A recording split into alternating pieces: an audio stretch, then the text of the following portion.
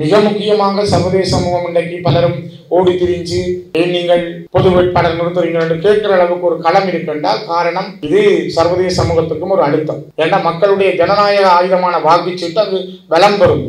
எங்கள்கிட்ட இப்ப துப்பாக்கி இல்லை, நாங்கள் துப்பாக்கி தூக்கினாங்க, ஆனா இப்ப துப்பாக்கி எங்கள்கிட்ட கையில இல்லை. தமிழீழம் கேட்டாங்க, சில போல அது கனன்று கொண்டு இருக்கலாம், ஆனா இப்ப நாங்கள் வெளியே சொன்னா அது எல்லாருக்கும் பிரச்சனை. ஆகவே இது ஒரு நல்ல களம். இந்த களத்தில் எங்களுடைய கருத்து, நான் கட்சி ரீதியான கருத்தாக இதனை சொல்லவில்லை. இது என்னுடைய ஸ்ரீதரனாக நான் சொல்லுகிறேன். என்னை பொறுத்த வரைக்கும் இந்த பொது வேட்பாளர் என்ற விடயத்தினூடாக நாங்கள் அதனை வலியுறுத்துகிறோம். தமிழ் மக்கள் இந்த முறை புதிதாக ஒரு சிந்தனையை வைத்திருக்கிறார்கள். ஒரு சிலர் வேறொரு சிந்தனையை வைத்திருக்கலாம், இன்னொரு சிலர் இன்னொரு வகையான சிந்தனைகளை வைத்திருக்கலாம். ஆனால் பெரும்பாலும் என்னுடைய கருத்து, அது என்னுடைய சிந்தனையாக இருப்பது, ஒரு பொது வேட்பாளர், தமிழ் பொது வேட்பாளர் ஒருவரை களத்தில் இறக்கி இம்முறை நாங்கள் ஒரு அடையாளத்தை உண்டாக்குதல் என்ற எண்ணத்தை கொண்டிருப்பது. அதுக்கான காரணம், கடந்த 82ஆம் ஆண்டில் இருந்து நாங்கள் இந்த தேர்தல்களில் வாக்களித்து வந்திருக்கிறோம் 6 தென்பகுதி ஜனாதிபதி வேட்பாளர்கள். ஆனால் அவர்களால் எங்களுக்காக நடைபெற்ற காரியங்கள் எது என்ற கேள்வி இருக்கு. 2000 யுத்தம் முடிந்த பிறகு 2009 வரையும் நாங்கள் ஒரு விடுதலை உணர்வோடும் எங்களுக்கான ஒரு விடுதலை கிடைக்கும் என்ற எண்ணங்களோடும் ஒரு ஆயுத வழி போராட்டத்துக்குள் வாழ்ந்தவர்கள். அதில் இருந்து நாங்கள் வாழ்ந்த காலத்தில் திடீரென்று நாங்கள் 2009க்கு பிற்பாடு அந்த ஆயுத வழி போராட்டம் மௌனிக்கப்பட்டு நாங்கள் ஒரு அரசியல் வேறு வகையான ஒரு சிந்தனைக்குள் தள்ளப்பட்டிருந்தோம். ஆகவே இந்த அரசியல் ரீதியான கட்சி ரீதியான அரசியல் நடவடிக்கைகளில் ஈடுபடுற பொழுது 2009ஆம் ஆண்டுக்கு பிறகு நடந்த ஜனாதிபதி தேர்தலில் சரத் பொன்சேகாவுக்கு வாக்களித்தோம். பிறகு அதுக்கு பிறகு மைத்ரிபால சிறிசேனாவை கொண்டு வந்தோம். பிறகு சஜித்துக்கு வாக்களித்தோம், பிறகு டலஸுக்கு வாக்களித்தோம். எல்லாத்திலும் நாங்கள் அடைந்ததுகள் எதுவும் இல்லை என்ற ஒரு எண்ணம் மக்கள்கிட்ட இருக்குது. நாங்கள் அதில் தோற்று போனது தான் அதிகம். அதனால தான் நாங்கள் இம்முறை எங்களுடைய மக்கள்கிட்ட இருக்கிற எண்ணமும், நாங்களும் இவ்வளவு காலமும் கண்ட தோல்விகளின் அடிப்படையில், அந்த தோல்வி அல்லது அதில் நாங்கள் அடைந்த பெறுபேறுகள் எங்களுக்கு சாதகமாக இல்லை என்றதன் அடிப்படையில் நாங்கள் ஒரு பொது வேட்பாளருக்கு வாக்களிப்பதற்கான காரணம் என்ன? ஒன்று, அந்த பொது வேட்பாளர் என்பது ஒரு நபர் அல்ல. ஒரு சாதாரணமாக எங்கள் ஒவ்வொரு வீடுகளிலும் 6 ஒருவர் யுத்தத்தில் இறந்திருக்கிறார். அது போராளியாக இருந்திருக்கலாம், அல்லது தனிப்பட்ட நபராக இருந்திருக்கலாம், அல்லது அவர் ஒரு குடும்ப உறுப்பினராக இருந்திருக்கலாம். ஏதோ ஒரு வகையில் யுத்தத்தின் வலி என்பது ஒரு குடும்பத்தில் ஏதோ ஒரு பாதிப்பை கொடுத்துருக்கு. ஒவ்வொரு குடும்பங்களிலும் யுத்தத்தினுடைய தாக்கம் இருக்குது. இந்த யுத்த தாக்கமும் அந்த யுத்தத்துக்கு பிற்பாடு அவர்கள் இந்த ஒவ்வொரு வீடுகளிலையும் இருக்கிற வலிகளை வாழ்ந்து கொண்டிருக்கிற சூழலில் 2009 தான் அதிகமாக தமிழர்கள் படுகொலை செய்யப்பட்டதாக இந்த நாட்டில் பதிவு செய்யப்பட்டது.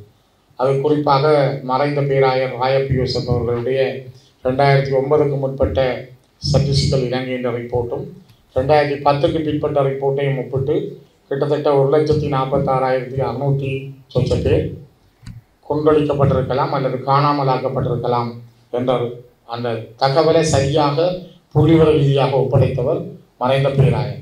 அதனால் இந்த உலகத்திலே அது ஒரு பெரிய ஒரு ஆவணமாக பார்க்கப்படுகிறது. அதற்கு பிறகு ஐக்கிய நாடுகள் மனித உரிமைகள் ஆணையத்தினுடைய ரட்னர், ஜஸ்டிஸ் சூகா, இன்னும் ஒருவர், அவர்கள் 3 இலங்கை வந்து நேரடியாகவும் தங்களுடைய ஆய்வுகளை செய்திருந்தார்கள். அவர்கள் முள்ளிவாய்க்கால் வரையும் கூட சென்றிருந்தார்கள். அவர்களுடைய ஆய்வின்படி அவர்களும் கிட்டத்தட்ட 40,000க்கு மேற்பட்டவர்கள் கொல்லப்பட்டிருக்கிறார்கள் அல்லது காணாமல் ஆக்கப்பட்டிருக்கிறார்கள் ரிப்போர்ட்டை சொல்லியிருக்கிறார்கள். ஆனால் நாங்கள் ஒரு சுதந்திரமான தமிழர்களாக எங்களுக்கான நடந்தது இன அழிப்புத்தான் என்று சொல்வதற்கான, அதனை கொண்டு போய் நிறுவுவதற்கான வழி இப்பொழுது 15 வருடங்களாக எங்களுக்கு கிடைக்கும். அண்மையில் காசாவில் கமாஸ் இயக்கத்துக்கும் இஸ்ரேலுக்கும் நடக்கிற யுத்தத்தில் கூட சவுத் ஆப்பிரிக்கா, தென்னாப்பிரிக்கா அங்கே நடக்கிறது ஒரு இன அழிப்பென அவர்கள் ஐக்கிய நாடுகள் சபை வரையும் கொண்டு செல்கிறார்கள். அதனை ஒரு நீதிமன்றம் வரை ஐசிசிக்கு கொண்டு போகிற அளவுக்கு அவர்கள் தங்களுடைய செயல்பாட்டை முன்னெடுத்திருக்கிறார்கள். அதே போல் சில நாடுகளில் இவ்வாறான சம்பவங்கள் நடைபெற்றிருக்கிறது. இந்த எங்களுக்கான வழியை நாங்களாவது சொல்வதற்கான ஒரு வாய்ப்பு. இப்போ குறிப்பாக எங்கள்கிட்ட ஒரு 15 லட்சம் வாக்காளர்கள் இருக்கிறார்கள்.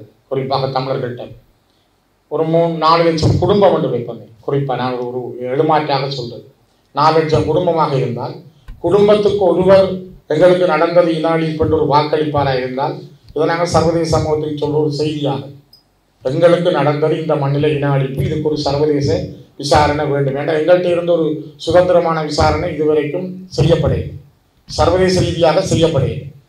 அப்போ நாங்கள் எங்களுக்கு நடந்தது இன அழிப்பு என்று சொல்வதற்கு ஒரு சட்ட ரீதியான வாக்கின் மூலமாக நாங்கள் இந்த ஜனாதிபதி தேர்தலில் ஒரு பொது வேட்பாளர்களுக்கு அந்த வாக்கின் மூலமாக எங்களுக்கு சர்வதேச நீதி விசாரணை வேண்டும் என்று சொல்லுகிற ஆக குறைந்தது ஒரு 4 லட்சம் குடும்பங்கள் ஒரு வாக்கு 4 லட்சம் வாக்களித்தாலே அது ஒரு மிகப்பெரிய மாற்றமாக இருக்கும்.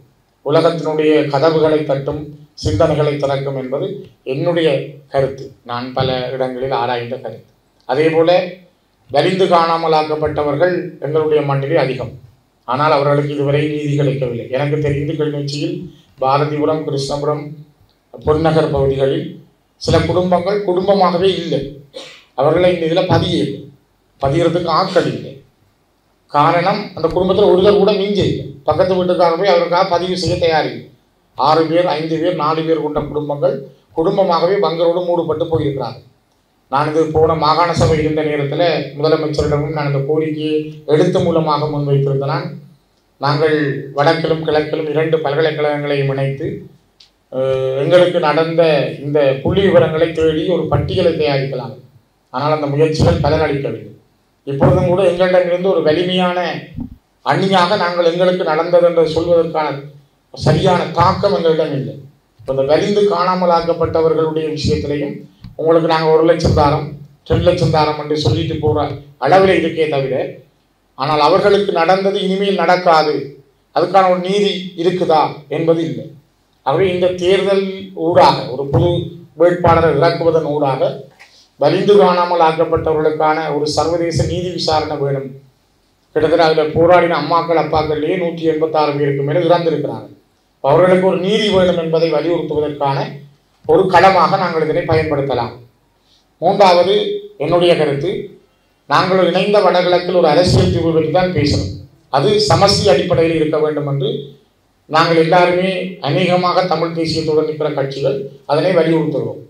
2005ஆம் ஆண்டு 5ஆம் மாதம் 2ஆம் தேதி ஒஸ்லோவிலே ஒரு கம்யூனிகேட் எட்டப்பட்டது. அது டெக்ளரேஷன் அல்ல, உடன்பாடு அல்ல, ஒரு பேச்சுவார்த்தைக்கான ஒரு முனைப்பொண்டு ஒரு அஜெண்டா மேசையில் வைக்கப்பட்டது. அதில் எடுக்கப்பட்ட அந்த கம்யூனிகேட் என்பது அதில் விதார் கல்கிஷனும் சொல்கையும் அவர்களின் நடுநிலையாளர்களாக இருந்தார்கள்.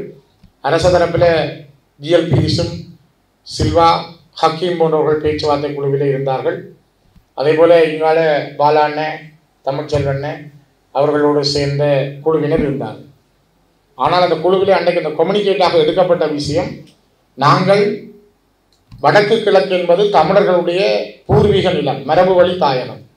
அந்த மரபு வழி அவர்களுடைய மரபு வழி தாயகத்தில் இணைந்த வடகிழக்கு அவர்களுடைய உள்ளக சுயநிர்ணய உரிமையை அடிப்படையில் சமஸ்தி அடிப்படையிலான ஒரு அரசியல் தீர்வு பற்றி பேசுவது என்ற ஒரு கம்யூனிகேட் எடுக்கப்பட்டது. இது ஒரு நிகழ்ச்சி நிகழ், இது டெக்ளரேஷன், ஒரு உடன்பாடு அல்ல, இது ஒரு நிகழ்ச்சிகளுக்காக மேசையில் கொண்டுவரப்பட்டது.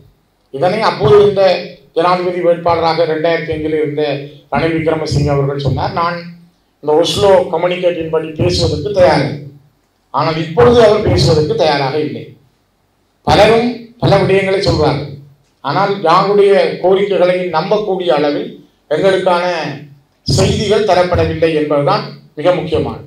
இதனைத்தான் அண்மையிலே நாங்கள் எங்களுடைய கட்சியிலும் பேசப்பட்டது, சமஸ்தி அடிப்படையிலான ஒரு அரசியல் தீர்வு பற்றி அல்லது சமஸ்தி அடிப்படையில் அதிகாரங்களை மீண்டும் பறிக்க முடியாமல் ஒரு சமஸ்தி அடிப்படையிலான அதிகார பகிர்வுக்கு இணைந்த வடகிழக்கில் பேசுவதற்கு தயாரிந்த எந்த வேட்பாளர் தன்னுடைய தேர்தல் விஞ்ஞாபனத்தில் தன்னுடைய கருத்துக்களை முன்வைக்கிறாரோ அவருடைய கருத்துக்கள் தொடர்பில் நாங்கள் பரிசீலிக்க தயார் என்ற கருத்தையும் நாங்கள் முன்வைத்திருக்கிறோம்.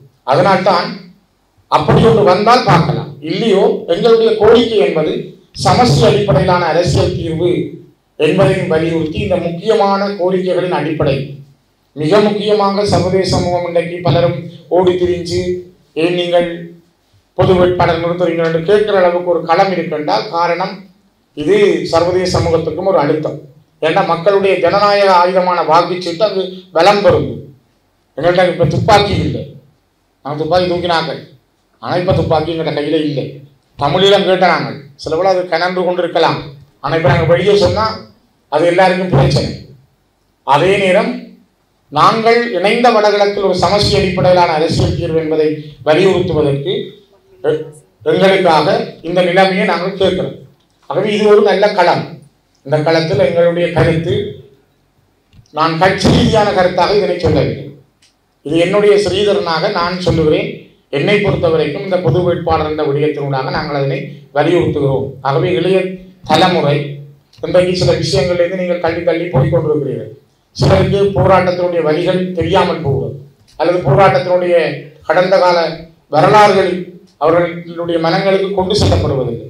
அதனால்தான் இது எங்களுக்கு தேவையான ஒன்று என்ற அடிப்படையில் எங்களிடம் இருக்கிற இந்த மிகப்பெரிய ஜனநாயக ஆயுதமான வாக்குச்சீட்டை பயன்படுத்தி நாங்கள் இந்த பொது வேட்பாளருக்கு ஊடாக ஒரு செய்தியை சர்வதேச சமூகத்துக்கு சொல்லுவதற்கான ஒரு களமாக இந்த தேர்தலை பயன்படுத்தலாம் என்பது என்னுடைய கருத்து.